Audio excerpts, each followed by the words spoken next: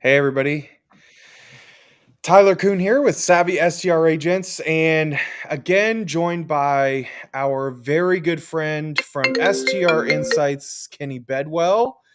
Kenny, how are you, man? Good. I'm doing great, Tyler. How about yourself? I'm good. I'm good. We are hanging out. Me and the team. We're hanging out in Oak Island, North Carolina, right now, where we're exploring some new markets for short-term rental investments. So, love to hear your take on kind of the markets over here. One thing I've noticed is I noticed a lot of the short-term rental investors have gone kind of that Gulf Coast of Florida, which I really agree is better beaches for sure. I was born on the Gulf Coast of Florida. So, for me, I would much prefer to be on the beaches over there. But there's something to be said for the East Coast over here because, like, I'm here right now and every single house, thousands of them are full, and checkouts just routine, Saturday to Saturday, 7 day in and out. But we got here and our beds weren't made. Like the list of things to do on the fridge is like wash your dishes, make your beds, do all the wash all the linens, mop the floors. And it's so funny how like these top tier markets, uh the list of things you have to do and just everything is so different compared to these like really traditional vacation rental markets that have been around forever, that are just so slow to change. Like everything here is still property managed. Every house has a property manager sign in the front yard. So I don't know, like, do you think that you can come into these markets and outperform like the local property managers? Yeah, yeah, you can. So one thing I get a crack out of when people tell me like this is a little deviation to answer your question, and I'll bring it back, I promise. But I thought it's really funny because it's going to tie in well here. There's a lot of and for those who don't know, I have STR Insights as a data software company. There's a lot of our competitors who are coming out here saying, well, they go and they scrape data, and our stuff is from like, we get data from property management companies. And I ask, and people go, oh, well, do you get data from property management companies? And I'm like, no, I don't want data from property management companies because they're underperforming. They're That's the thing. Like, show me the host, show me the real investors, show me the people who are putting in the effort, who are, wowing the guests, getting the 5-star reviews. That area where you're talking about, Myrtle Beach, all the way up the North Carolina coast there, has the lowest average rating for beach markets on reviews on Airbnb. Like, I think it's like a 4.6 or 7 is Bad. the It's great. average, which is terrible. Absolutely terrible. And then if you go to the Florida coast we were talking about, it's like, I think it's in the 4.8s. And sure, there's property management down there and so on, but the level of competition is so much higher down there. And you're competing with individual hosts on top of hosts who are turned property management because they've gotten so good, i.e., the Bill Fates of the world, who are managing like half of Gold Shores now, Yeah. single family homes there. So you've got all these people who are rocking it. And then you go, like you said, in these older traditional markets on the East Coast. And this isn't just, I want to take in, sure, we'll talk a lot about these areas, but there's a lot of these markets out there where this, what I call the barrier of entry, is so low in terms of competition. And the data, frankly, the data isn't even there to support saying, oh, yeah, it can do more. But in reality, you go in there and you rock it, you do more revenue, and you kind of start this new trend or this new, Yeah. yeah, like increase or whatever. So, Well, it's interesting talking about like, do we use property manager data or not? I just got off the phone with a client, and she works with a lot of investors in Fort Lauderdale. She's an agent down there, and one thing we were talking about was, you can't call local property managers anymore and ask them, hey, what do you think this property is going to do? And it's not because of the property manager, it's because of the type of clientele that the property manager attracts and the type. I owned a property management company. I hated it. First off, it was the worst business I've ever been in, and that's why I sold that business.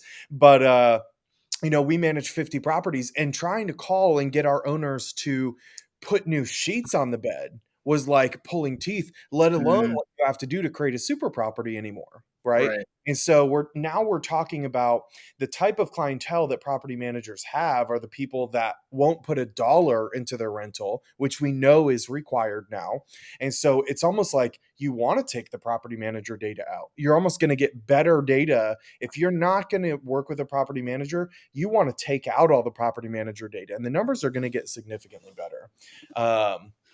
Anyways, yeah, it's interesting. So Yeah, it's funny though, because every house, literally every single one, is property managed, and this house is fine, but it's the very bare bones. Like yeah, we got one towel per person. It came in a shrink wrapped, linen rental company, beach linen rental yeah. company.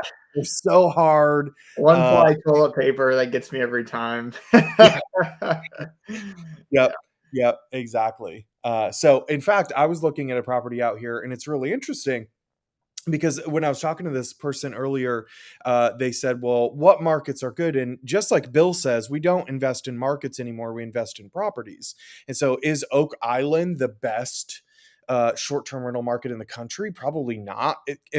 If there was somewhere that you could say this is the number one short-term rental market in the country, it wouldn't be tomorrow, right? Because that's ever evolving.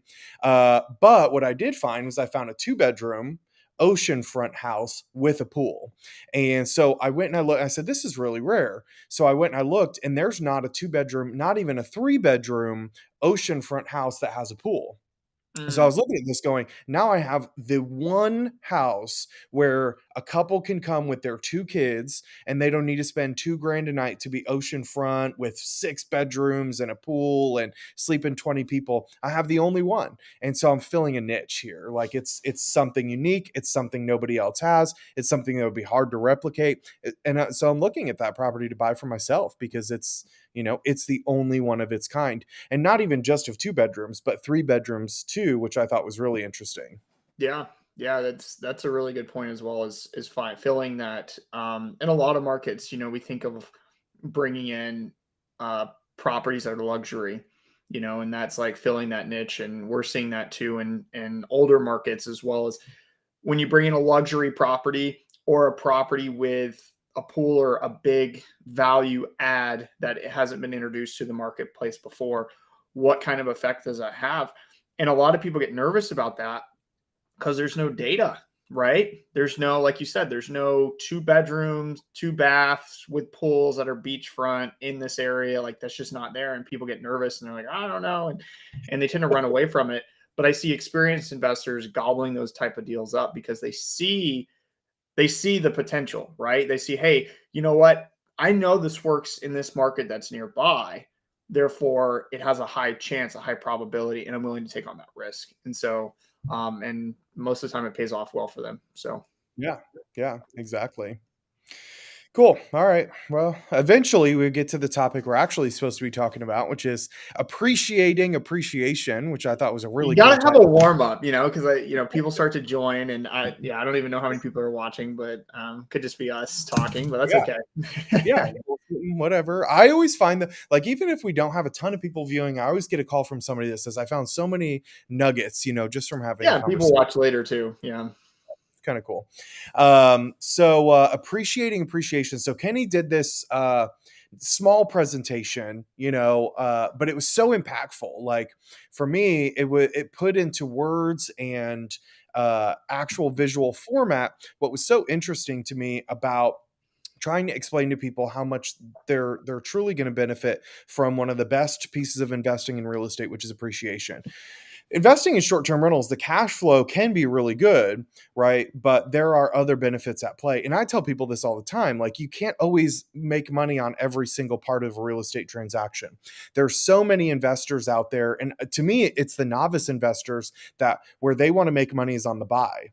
Yeah. And with supply where it's at, which no matter we go into recession, it doesn't matter what happens in the United States economy, the supply problem is not going to be fixed for decades because builders have not built any homes since 2008. They've built, but we're severely lacking. There's something like 6 million home deficit where the population is still going up. We're still exploding. More people are becoming adults than ever before, and they need places to live. So we can't solve that supply problem. And so no matter what happens in the United States, if the economy goes bad, et cetera, the housing market is still going to remain really strong. I firmly believe that. Hopefully I'm not wrong. I admit that maybe I will be, but I think out of anything, that would be the most far-fetched thing that could possibly happen. So Kenny did this awesome presentation, and I'll let him take it from here. Well, yeah, and to add on to that too, Tyler, I mean, as we've seen with short-term rental regulations too, in terms of the short-term rental market, there's a restriction on supplies too for across the country. So if we're just talking like macroeconomics and the number of short-term rentals, sure, that number has increased, but it's also kind of being artificially controlled as well. Like there will be a cap on it, and it might slowly increase and kind of peak off and level off and then might go down a little bit. But ultimately, like you're never just going to have like all these properties everywhere, especially as cities and, different states or wherever, just like put in, restrictions, things are going to get a little bit tighter in terms of supply. So, which ties strictly, straight into appreciation of these assets. Like when there's a cap on supply, especially short-term rentals that are generating income, that helps appreciate that asset and essentially make the owners of those properties more money.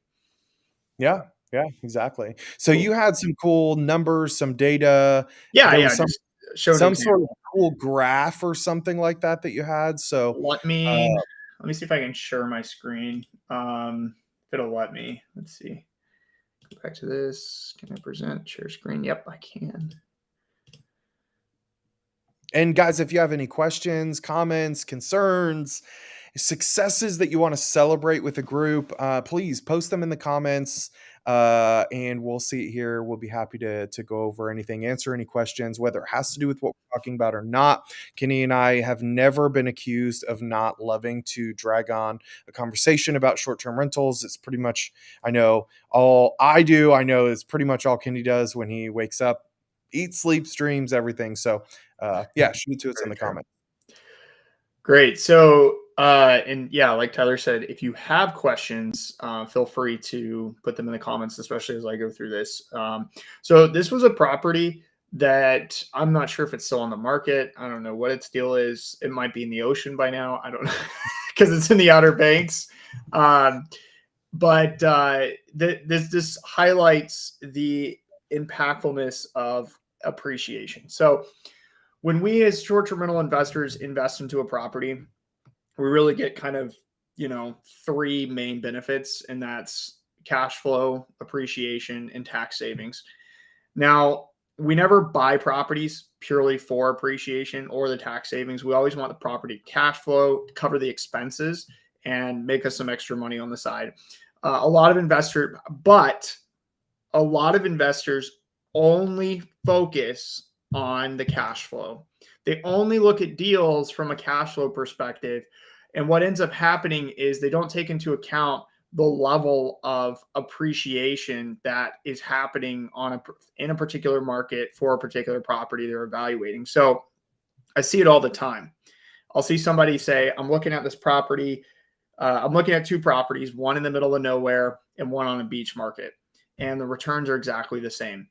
I can put more into the property in the middle of nowhere and potentially make more money, but realistically, it's all about the same. Which one should I go for? And I'm like, well, the beach market, duh. And they're like, why? Why was that so easy? And I'm like, because of the appreciation of that beach market, like this property in the middle of nowhere historically. And when I say historically, I'm talking, when I think of appreciation, I'm trying to look at the last 30 years, 15 to 30 years to see what that is, to get a smooth appreciation line there, not just since COVID, but a decent amount of time. And that will help me know just what the like how that property is increased in value.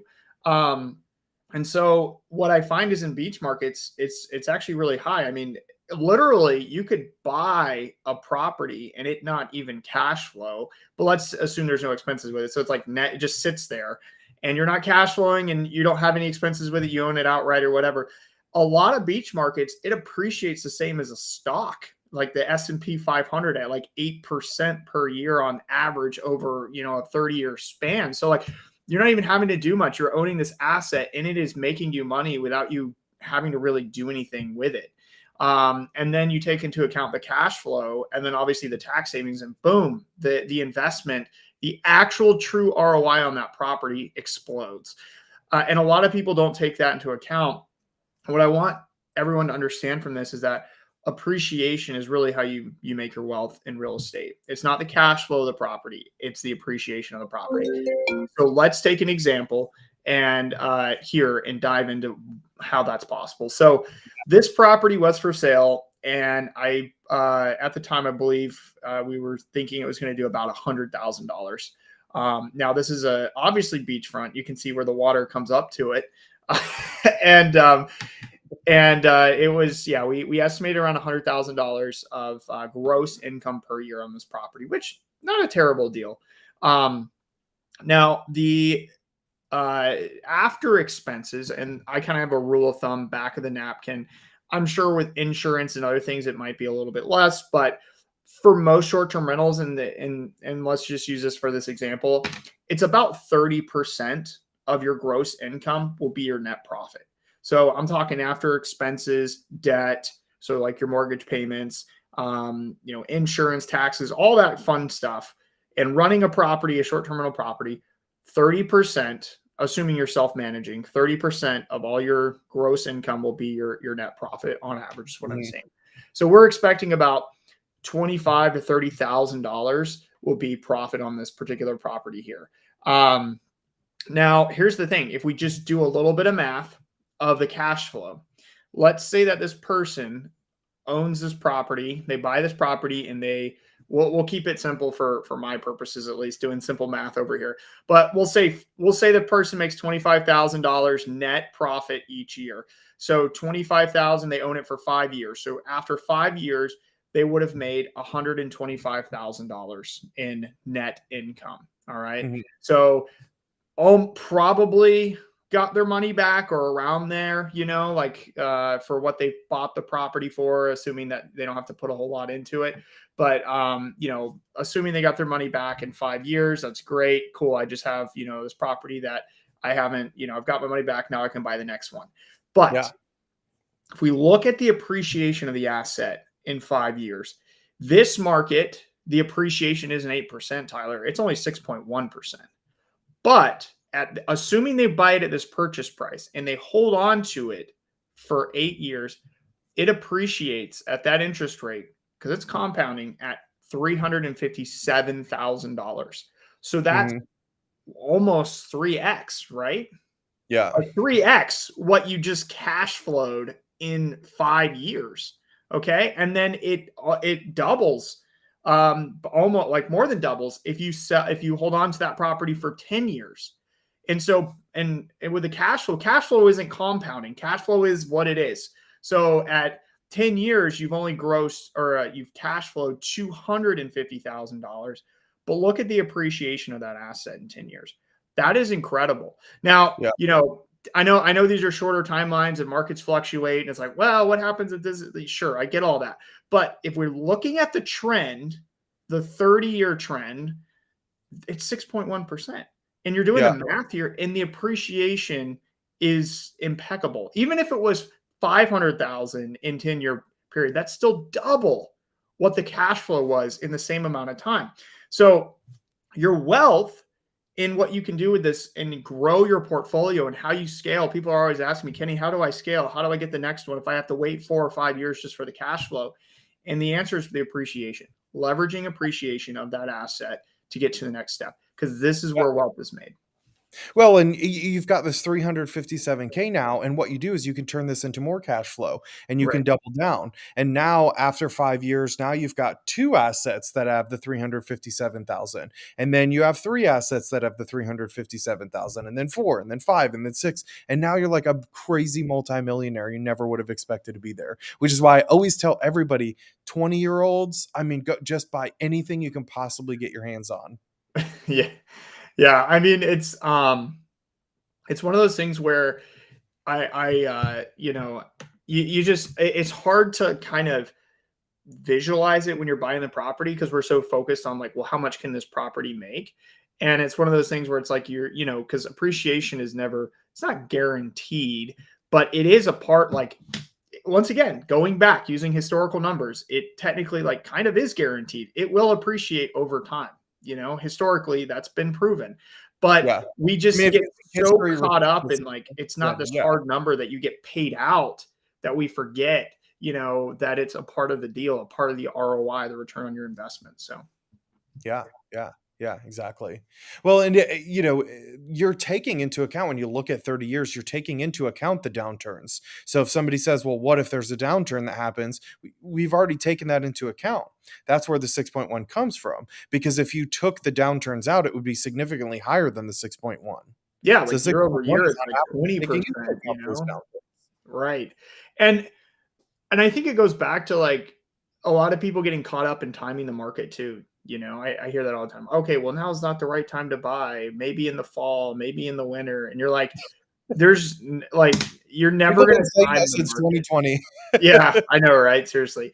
I mean, even before then too. I mean, 26. Yeah, I've been hearing it forever. Like now is not the right. I think every single month I've heard someone say that for like the Yeah. past, like, since I've been in real estate for probably like, 8 to 9 years. Like hear people say it all the time. I'm not a realtor, but I just hear people, oh well, I don't know if now is the good time. It's like it's never going to be the perfect time, but we're not buying for immediate cash today. You Yeah. know what I mean? Like, one, you're not going to get cash until you got to earn it, and then two, like this isn't a get rich quick purchase. This is a long term wealth. This is an asset. You know what I mean? So, a lot of people think like, and the appreciation is your best friend, and over time, like the returns are there. So, yeah, I just think it's and another thing too is people, the markets that are doing crazy appreciation right now. So a good example, this is Montana, like some parts of like Glacier National Park around that Mhm. area. They're seeing appreciation year over year, just year over year of like 30%. That's Yeah. crazy. It's Yeah. huge. So, but people are afraid to buy there because it's just not built up yet. But Yeah. by the time it gets built up and everybody's there, the appreciation isn't going to be 30%. Yeah. So there's this level of risk tolerance, too, that has to be taken into account. But the people who get in early, who are taking on that risk, they're the ones who are going to benefit from that. And I think that goes, without saying, for any type of investment that people get into. Yeah. So anyway, Yeah, yeah, I totally agree with you. You know what I was thinking too about the 6.1% average appreciation and taking the last 30 years into account? Most of that 30 years, I would say two-thirds of it probably, and that's an opinion, not a statement of fact. I don't know for sure, but two-thirds of it is probably taking into account a 20-year period in which there was enough supply of homes for the population of the US. Whereas you look at the last 10 years and builders, I mean, you look at this line of like new construction, and from 2008 just goes like so downwards. And so you're taking this big historical period that I think we are actually in a better place nowadays for appreciation based on our supply problem. And this is not a problem that can be fixed overnight. Nobody's going to build 6 million homes tomorrow. Uh, Not only that, but now we've got to catch up from what is we're behind and lacking before. So I think Gary Keller says it really well, which is, trying to time the market is like throwing a knife up in the air and trying to catch it on the way down. You are always going to get cut. yeah. You just simply buy real estate and hold it. And whether we go into bad times, as long as you make sure that financially you're in a good place, right? You've got enough savings, or you've got a steady, secure enough job or business, and you're not going to go broke because you bought this property if the economy crashes tomorrow and stays that way for a year, and you get through that. Well, if it comes down, if housing prices come down 10%, which would be what that would be like massive, it would make history, right? Right. I don't even think during 2008 we lost 10% as a whole on average in the US. And so if that happened today, would that truly drive you financial? Would that break you? It wouldn't break me. It would suck. It wouldn't feel good. But if, as long as I could hold to the other end and things started going back and appreciating again, I come out just fine. And so, yeah, I think, being too scared is really foolish. And then not considering what you're going to get in appreciation, I think, is a mistake in underwriting. All right. Yeah. And I'll kind of add to that too.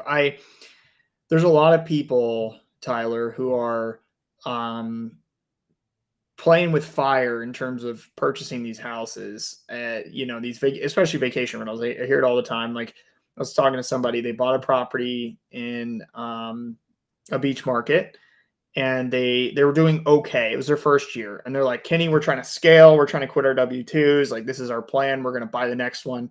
We've got $60,000, and we're going to buy the next property. And the property they were looking at was about 500,000. They were wondering if it was even a good deal. So, and I'm like, hold on, you have $60,000. How are you going to pay for like the rest of the closing costs and the down, like they're doing 10% down, but even then, like, how are you going to pay for the furnishings and all that? Well, we're going to potentially HELOC our primary residence. And I'm like, okay, so you've got 60,000. How much savings do you have for this beach property that you just got? And it hasn't even been serviced for over a year. And they're like, $60,000. I was like, wait, so that's $60,000? And like, yeah, we're going to risk that. And I'm like, that is awful, because what if this property doesn't work out for you, and they're already like, they're still not sure like how much, what they're going to end up for the year. And it's not one of those things where it's like, well, we're good for right now. It's like, we're close, and they're in peak season, it's peak season right now. It's July. Yeah. So they don't know how the rest of the year is going to go for them. And they're banking on this, and they're going to risk not only their investment properties, but also their primary residence. Yeah. And so it's like, guys, this isn't a get rich quick. This is a long-term wealth play. Let's take that money and put it in your bank account. You need about, save like 40,000. We did the math. It was like, for, I think, 6 months operating expenses, $40,000. You got 20,000. That's not enough to buy another property. Yeah. You need to wait. It's just not the right time. And that way, if something happens, they've got that money, and they can withstand the downturn and come out ahead of everybody else. And they're going to take advantage of the appreciation. And then obviously a lot of their competitors are going to get wiped out. So the cash flow will be better too. So, yeah, I mean, it's not easy for sure, unless you're out there making multi six figures and your family, you've got that steadiness. I don't know if a lot of people know this about me, but when I got started in doing what I'm doing, to where my net worth is probably hitting about $1 million right now, because we're significantly leveraged. We're young, we're pretty leveraged out, and our net worth is probably finally hitting that 7-figure mark now. But when I got started in real estate school, I was driving for Uber. I was doing Instacart. I mean, anything I could do to start building up the bank account was what we needed to do, because it's hard. You have to have that nest egg there. And there are a lot of coaches out there right now. I think it's so risky. There are so many coaches out there, and I couldn't believe when I saw this, but they're like, yeah, you can get 0% credit cards for 12 months. So go buy all your furniture on credit cards. And I was like, this is crazy. That's crazy talk to me. Yeah. I would never. I mean, I spend on credit cards, but I never let it go more than a month. It's always, paid off by the end of the month. I think that's really dangerous. I think that's really, really dangerous. So I think if you're in that position, instead of figuring out how you're going to invest in the next property, I'll figure out how you're going to go build that nest egg of cash first. Like, that 60K is not ready for investment. That 60K is there to save the family if something happens. Go figure out how to go lock that into something that you can't touch it unless you need it in an emergency, and go figure out how to make the next 60K. Start it an Etsy account. Like, Yeah. there's so many ways to get rich nowadays. There's no lack of jobs out there. If you're scared and you're making 60 grand a year, and that's why you find it too hard and it took you years to build up that 60K, quit your job and go find a better job. There's no lack of jobs out there right now. We're in the best jobs market of all time.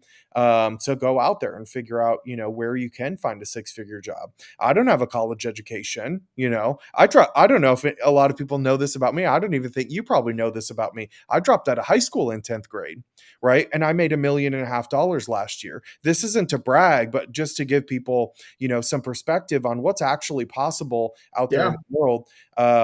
If you just go put your mind to it. Right.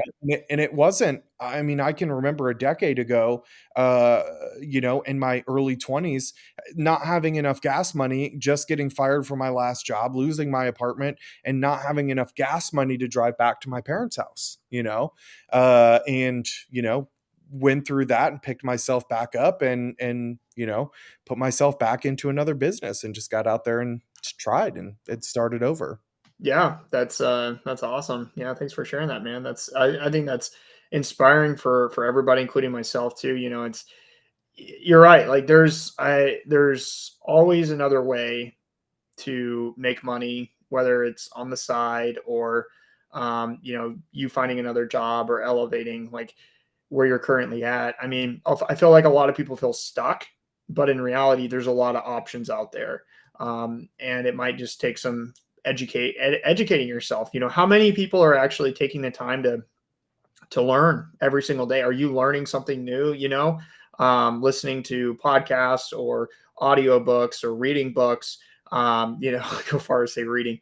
But yeah, are we doing that? And I think the Yeah. people who are those are because you got to be resourceful. I always tell people like, look, you have tools in your tool belt. And if you don't learn what else is out there, you'll have a tool in your tool belt. And when that thing breaks or doesn't work, you're kind of stuck. But if diversify, essentially, you have more Yeah. options and that can help you get ahead as well. Yeah, exactly. I know tons of people. I mean, Andrew Keller is such a great example. Nobody knew him in the real estate world the other day. And if you would have ever told me that I pay $1,100 for photographs, I would have laughed in your face if for $1,100 and I literally paid that 20-year-old kid to come out $1,100 to do photographs of my latest Airbnb, because it was worth it. He's incredible. He put his mind to it. He puts himself out there in the conferences. The kid's not old enough to rent a car when people fly him out to come take photographs, so he brings his mom with him. I mean, he is the epitome of what it takes. This is what my coach Jordan Freed says is, figure it the fuck out. That's what, if you have that in you, the figure it the fuck out, you will be successful. So definitely be learning and be looking at those podcasts and things like that, but don't get too sucked into learning that you don't take action. And Right. I think that's for me what I've been really good at is learning, and then I immediately take action on it. Yeah. I And you like too. I mean, your story, and going out there and launching a massively successful software company, and quitting a really high paying W-2 job too, I think is it's a good success story that a lot of people need to hear. Yeah, yeah, yeah. Yeah, it's been fun. It really has been fun. More freedom. I tell people I had a conversation with somebody yesterday actually, and he was like, "Well, I'm looking at buying this property, but my he might be listening, and so I'll keep it general. But I'll anyway, he said I'm thinking about quitting or I'm not quitting, but my wife's W-2 is in question. They're doing layoffs this month and we're not sure about stability.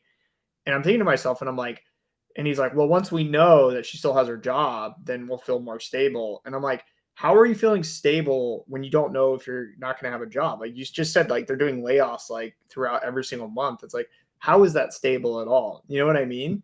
Like it's kind of like a perspective, and that's kind of what I've realized with being an entrepreneur now is like my W-2 really wasn't as stable as I thought it was. Yeah. Sure, I kept my job and I saw layoffs happen and I was able to stay on, purely because of like, being better than colleagues and not being cut. But in reality, like the freedom and the ability to pivot quickly, you can't do that at a W-2.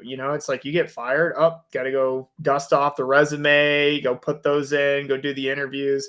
Being an entrepreneur, it's like, okay, I've got to figure this out, and I'm always looking for new opportunities and new ways. And we're always talking about it too, Todd. You and I are always talking about things as well. And so, and I mean, you just have that flexibility and that freedom. So, Yeah. yeah, Yeah. I don't know. Well, for anybody that's listening that would find it helpful, me personally, I love talking about new ideas. It's so funny in my office now because sometimes I'll just walk up to one of my staff and I just start spouting off new ideas or whatever, and I totally interrupt their day. And they're like, I'm in the middle of I got stuff to do here. I got a deadline. Like, you're gonna be mad later if I don't get this done. And so what they've done for me is that they put up a Tyler's big idea board in the office, and I just go put it on a sticky note there. And so I've got somewhere to go put it. So if you like to talk big ideas, if you want to chat about next steps or potentially cool things, like Kenny said, we do this all the time. We'll just get on the phone with each other and start talking about wacky, crazy, entrepreneurial new ideas and all sorts of fun stuff. And it's a lot of fun for me. So if you find that you don't have somebody to do that with, feel free to give me a call anytime. Love that stuff. Love that stuff. And always happy to pass along my own ideas to you, because I've learned not to chase all my own ideas anymore and to really just focus on my big top 20%. So anyways, That's a good point. Yeah. anything that you want to talk to people about in the current market, like any massively super important nuggets you've come across yourself lately before we hop off here? Yeah. So I think too, going back to like appreciation, there are markets that are still appreciating today. Most of them. I think Yeah. there was some study, and it was the only major metropolitan market that actually had depreciation was Austin, Texas. Yeah. The last thing that I saw, anyways. It was even California had started coming back. Arizona, which was down something like 40%, was started to coming back. And Austin, Texas was the only major metropolitan area that still had, and it wasn't much. It was 3 or 4% depreciation or something like that. But I I think it don't think yeah. we I think saw this any goes back to like you said depreciation on about the East Coast, right? right. Like I think it goes back to like you said about limited supply. Like there's just like this kind of artificial floor that in certain markets at least, that it's just it unless they just build a ton of properties, there is, like it can't go down that far. With and then two, when you're thinking about these decisions on where to invest and how to invest in a particular property, once again, let's think big picture here. Let's think long term here. Let's not think next year. Oh, well, what if the homes lose their value? It's like, who cares? Did you buy this property for 1 year? Yeah. Like most people are like, oh, I'm going to have this thing for like 15, 20 years. Okay, cool. Like, are you thinking like that? And I just, yeah, I struggle to, sure, if you sold your house next year, it might not be at the same value, but in 20 years, it's not going to be at the same value. It's going to be a lot higher. So, let's focus on big picture when we buy real estate. And if you're thinking about next year and you're still like, oh, I can't do that, that's too risky, then this probably isn't the right time for you to buy anyway. Not Yeah. just buy a property, but just like invest in real estate in general. Maybe you look at something else that's a little like, like a bond or something like less sexy. So, Yeah, and there's still areas in the country, where long-term rentals are a thing. Uh, a good example, I just my aunt, thankfully, she's not online, so she'll never see this. She's, I mean, you barely get a text message from her, but we sent a real estate agent down to her house in Newport Richey, Florida, which is actually where I was born, where I'm from. Probably my first time ever publicly admitting that. Um, so we had the real estate agent come in, and the house needed some updates. She just paid off her mortgage. She's been in it for 30 years. I think she bought it for like 30 or 40,000. The real estate agent said, I'll buy it for 170,000, and the market rent on that was 1,700, which hits the 1% rule mhm. of long-term rentals. And there's very few markets that you can do that in anymore. So if this helps anybody go potentially, maybe look at Newport Richey, Florida. I guess it's still possible there. I've also heard areas in Kansas, Iowa, Indiana, a lot of the Midwest, you can potentially still hit some of that 1% rule. So, Buffalo. um, yeah, that's true. Yeah. Same thing over there is, Rust even Belt. if you only make a couple $100 in cash flow, you've got the appreciation there.